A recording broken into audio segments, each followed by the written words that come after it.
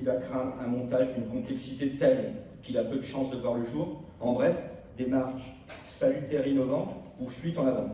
Bonjour, je suis Caroline Boudet, je suis syndiquée depuis environ 2 ans et je suis représentante du personnel.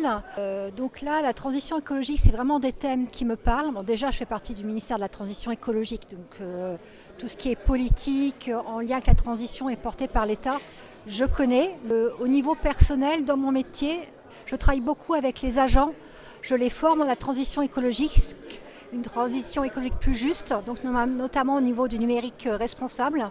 Donc tout ce qui a été dit sur le travail avec les salariés, on le fait, mais pas forcément sur le temps syndical.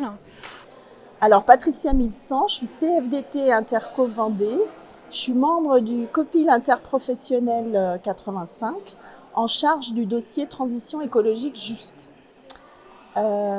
Lorsque j'entends les propos qui sont tenus par les différents intervenants, je suis à peu près rassurée sur notre manière de faire à la CFDT. Ça se passe au niveau européen. Est-ce qu'on va continuer sur la voie du Green Deal ou on va pas continuer sur la voie du Green Deal? Ça se passe au niveau national avec la stratégie nationale bas carbone notamment et les trajectoires sectorielles qui sont comprises dans ces trajectoires nationales bas carbone. C'est effectivement qu'on se dise, il y a ces certitudes et puis il y a des inconnus. Les inconnus, c'est ce que doivent devenir nos entreprises à l'échelle de ce réchauffement climatique qui va les impacter différemment.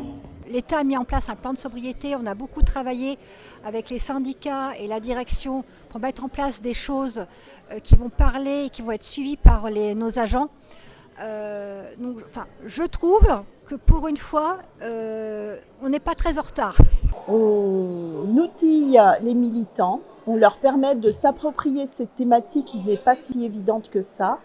Et du coup, je crois que la boîte à outils qu'on leur propose, qui va des formations aux cahiers revendicatifs en passant par des outils de communication, ça leur permet d'aborder le dialogue social autour de la transition écologique de manière beaucoup plus sereine et vraiment d'être dans la co-construction d'actions qui vont profiter aux travailleurs et aux travailleuses.